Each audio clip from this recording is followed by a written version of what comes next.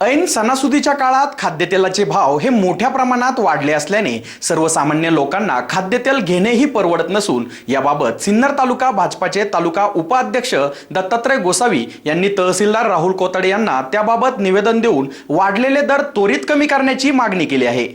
गेल्या 5 ते 6 महिन्यापासून खाद्यतेलाचे वाढते दर पाहता सर्वसामान्य जनतेला खाद्यतेल घेणेही परवडत नसून 105 रुपये किलो प्रमाणे मिळत असलेले खाद्यतेल सध्या 130 रुपये किलो प्रमाणे मिळत असल्याने मोलमजुरी करून आपली उपजीविका चालवणाऱ्या कुटुंबांनी जगायचे कसे, तसेच सणासुदीच्या काळात व गोरगरिबांनी जगावे कसे असा प्रश्न उपस्थित करून सिन्नर तालुका भाजपाचे तालुका उपाध्यक्ष दत्तात्रय गोसावी यांनी गोरगरिबांना रेशन कार्डवर खाद्यतेल, मैदा, हरभरा, साखर, रवा इत्यादी जीवनावश्यक वस्तू उपलब्ध करून द्यावी व सरकारने वाढत असलेले दर नियंत्रणात आणावे यासाठी तहसीलदार राहुल कोतडे यांना निवेदन देऊन एक तेलाची बाटली तीही बिलासह देण्यात आली।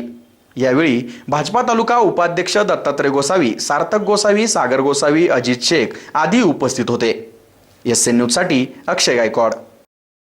माननीय तहसीलदार साहेब सिन्नर यांना खाद्यतेलाचे दर वाढले याविषयी कमी करण्याबाबत निवेदन दिले। खाद्यतेलाचे दर 5 ते 6 महिन्यापासून मोठ्या प्रमाणात वाढलेले असून सर्वसामान्य जनतेला खाद्यतेल घेणे परवडत नाही। खाद्यतेलाचे दर वाढ असे राहिले तर खाद्यतेलापासून गरिबांना हे वंचित राहावे लागेल। कोरोना आजाराच्या काळात व लॉकडाऊनमध्ये असेच गरीब जनतेला हाताला काम नसल्याने कुठलेही कोरोनाच्या काळात उत्पादन साधन नसल्यामुळे खाद्यतेल घेणं ते परवडत नाही।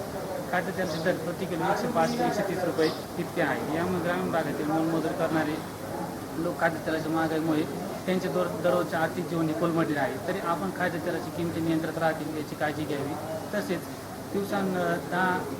दसरा व दीपावली सण आला असून रेशन कार्डावरती गोरगरीब जनतेला खाद्यतेल, मैदा, साखर, रवा इत्यादी जीवनावश्यक वस्तू उपलब्ध करून द्यावा व वस्तू तेच खऱ्या अर्थाने गोरगरिबांच्या कुटुंबामध्ये खऱ्या अर्थाने दीपावली सण हा साजरा करण्यात येईल। तसंच हे पत्र आम्ही पालकमंत्री नाशिक यांनाही दिले आहे।